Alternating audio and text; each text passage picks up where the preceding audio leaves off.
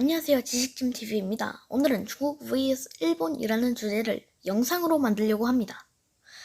중국은 4대 문명 중 하나인 황하 문명의 발생지이고 많은 문화를 접해서 동아시아의 아주 강력한 국가입니다. 중국의 역사 중 한나라와 초나라의 패권 싸움은 보드게임인 장기로 표현됐고 중국의 삼국시대는 여러 책들과 게임들을 만들게 했습니다. 게다가 수나라 때 만들어진 운하는 지금까지도 중국에게 좋은 영향을 주고 있죠. 그래서 중국은 옛날에도 크게 번성한 국가였습니다. 하지만 일본은 섬나라여서 예전에는 중국보다 훨씬 문화가 발달을 못했습니다. 그러나 일본은 서양 문물을 받아들여서 뒤늦게 식민지를 건설했습니다. 미국한테 전쟁 걸어서 핵 2번이나 맞았긴 하지만 그래도 경직 대국이 되었죠. 근데 역사를 보면 중국과 일본이 전쟁을 한 때가 꽤나 많습니다. 그리고 의외로 일본은 중국을 이겨버립니다.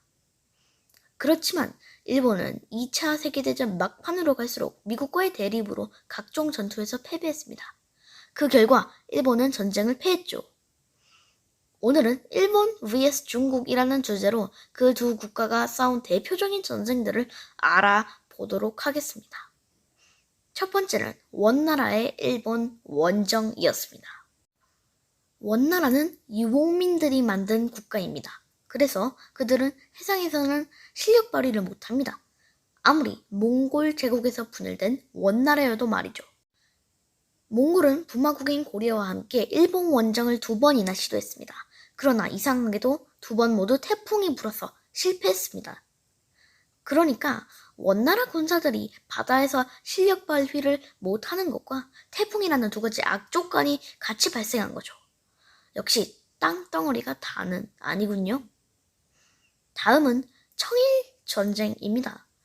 청나라는 누르하치가 건국한 후금에서 비롯됐습니다. 후금은 여진족이 세운 나라입니다.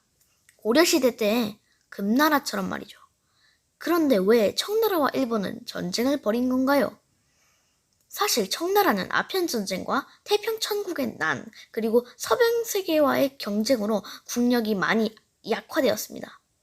그래서 청나라는 다시금 동아시아의 패권국으로 자리 잡기 위해 조선의 강한 내정 간섭을 시도했죠.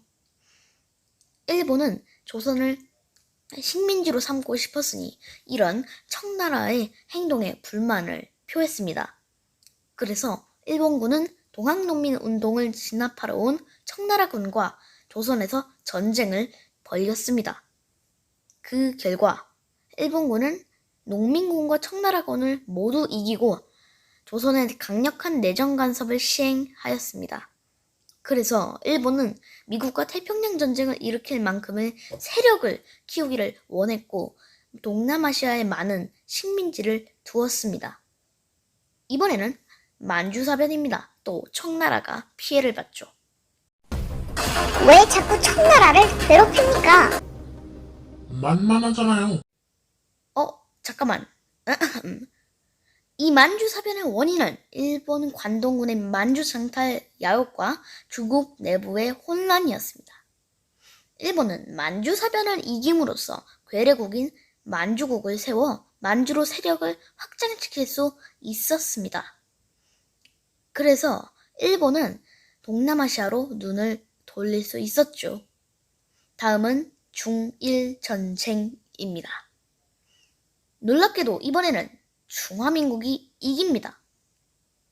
사실 전쟁 초반은 중화민국이 지고 있었습니다.